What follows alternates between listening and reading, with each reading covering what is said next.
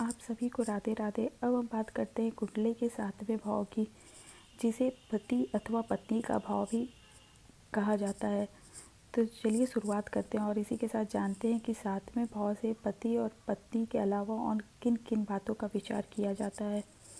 और इससे पहले अगर आपको मेरी वीडियो पसंद आए तो प्लीज़ मेरे चैनल को सब्सक्राइब कीजिए और मेरी वीडियो को लाइक कीजिए। तो चलिए शुरुआत करते हैं। ये है कुंडली का 7वां भाव, क्योंकि लग्न से गिनने पे ये 7वें स्थान पे आता है। पहला, दूसरा, तीसरा, चौथा, पाँचवा, छठवां, सातवां। तो ये हो गया कुंडली का 7वां भाव। और कुंडली के 7वें भाव से पति के बारे में अथवा पत्नी के बारे में विचार किया जाता है। और इसके अलावा 7वें भाव से जीवन साथी के, पति अथवा पत्नी जो भी जीवन साथी है, उनके संपूर्ण शारीरिक और मानसिक स्थिति का भी विचार किया जाता है। यानी वो देखने में कैसा होगा और वो मानसिक स्थिति के बारे में भी 7वें भाव से विचार किया जाता है। और 7वें भाव से विवाह और वैवाहिक जीवन का भी विचार किया जाता है। और 7वें भाव से ही व्यक्ति के व्यवसाय के बारे में भी विचार किया जाता है।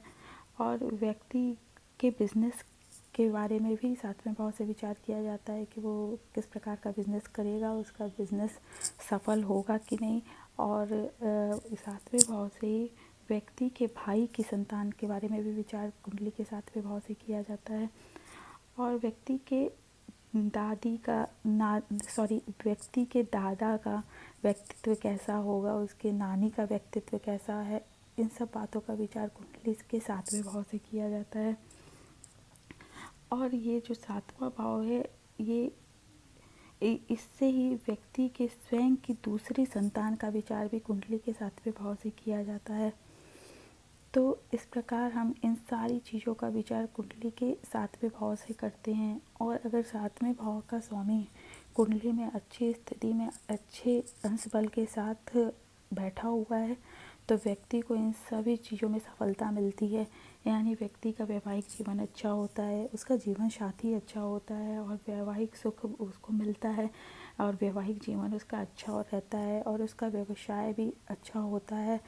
और व्यापार में भी ऐसा व्यक्ति तरक्की करता है जिसके 7वें भाव का स्वामी कुंडली में अच्छी स्थिति में अच्छे अंश बल के साथ बैठा हुआ है। यहाँ पे 1 से लेकर 12 तक कोई भी नंबर लिखा हुआ हो सकता है। आप उस नंबर के हिसाब से देख सकते हैं कि वहाँ 7वें भाव में कौन सी राशि बनी और उस राशि के स्वामी जो हैं, जो ग्रह हैं, वो कुंडली में कहाँ पे, किस स्थान पे, किस भाव में कितने अंश बल के साथ बैठे हुए हैं।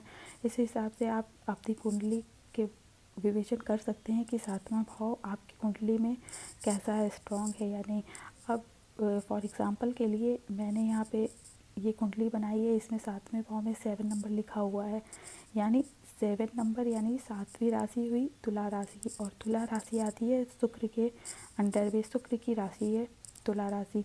तो इस कुंडली में अगर शुक्र 6वें, 8वें, 12वें स्थान को छोड़ के बाकी स्थानों में अच्छी स्थिति में बैठे हुए हैं, शुभ स्थिति में बैठे हुए हैं, उनके पे अच्छे ग्रहों की दृष्टि है और अच्छे अंश बल के साथ बैठे हुए हैं, तो ऐसे व्यक्ति को इन सभी क्षेत्रों में, इन सभी चीज़ों में सफलता प्राप्त होगी, अच्छे जीवन साथी की प्राप्ति होगी, उसका व्यापार अच्छा होगा, उसका बिजनेस अच्छा होगा और इन सभी चीज़ों में उसे सफलता प्राप्त होगी जो 7वें भाव से जुड़ी हुई हैं।